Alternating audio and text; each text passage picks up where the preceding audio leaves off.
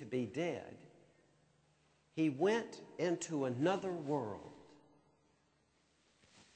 So I immediately, of course, thought of the connection with Plato.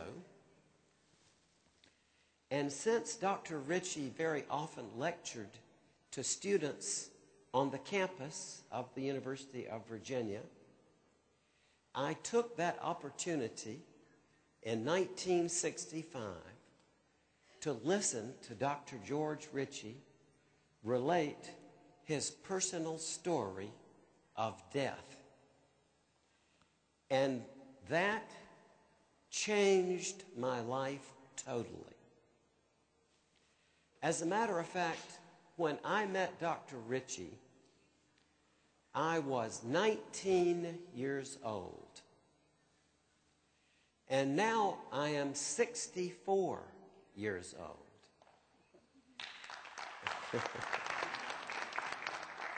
And I can tell you to this day, Dr. George Ritchie was the finest human being I ever met in my life. So loving and so kind. And so I went ahead and continued my education in philosophy. I went on at the University of Virginia and received my bachelor's degree in philosophy in 1966, my master's degree in philosophy in 1967, and my PhD degree in philosophy in 1969. And I was only 24 years old when I received my PhD in philosophy. And the reason I'm saying that is not to brag, but rather to say, isn't that ridiculous in a way? I think I was putting myself under far too much pressure. So I recommend to my children that they relax and they take their time and not to be in such a great rush as to receive your PhD in philosophy at age 24.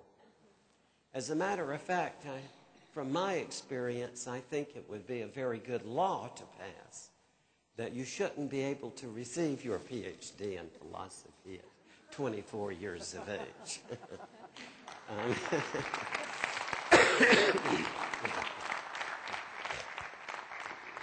Incidentally, I know that since I've been here in India, I've realized that many of you seem to, your experience of Americans has often been with people, for example, from New York or the northern states, where people run around like this all the time. But I should explain that I am from the deep south in Georgia.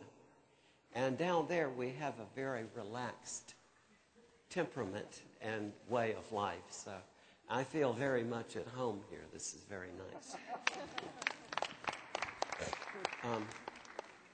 Now, when I received my PhD in 1969, then I began to teach philosophy at a university in North Carolina. And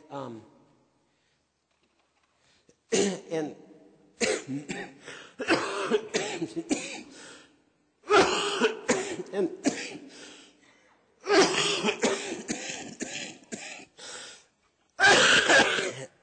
please excuse me. Thank you. Thank you.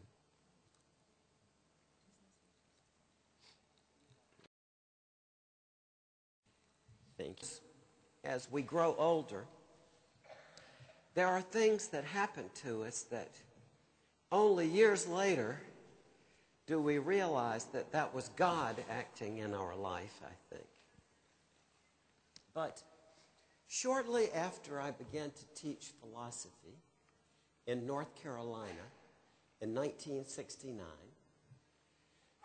I was teaching a course on Plato, and after the class, a young man came up,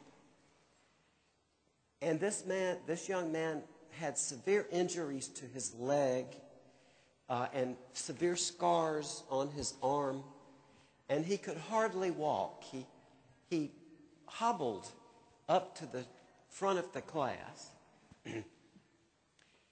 and he said to me, "Dr. Moody, I wish we could talk about life after death in this philosophy class." And I said, "Well, why do you want to talk about that?" And he said, "Because about a year ago, I was in a bad accident, and my doctors said I died. And I had an experience that has totally changed my life, and I haven't had anyone to talk about it with."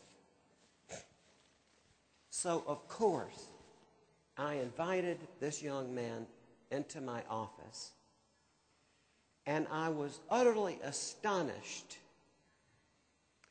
that he told me identically the same story that I had heard from Dr. George Ritchie 4 years before. So at this point, I knew one thing. I knew that there had to be many, many, many such experiences, because I am not an expert on statistics,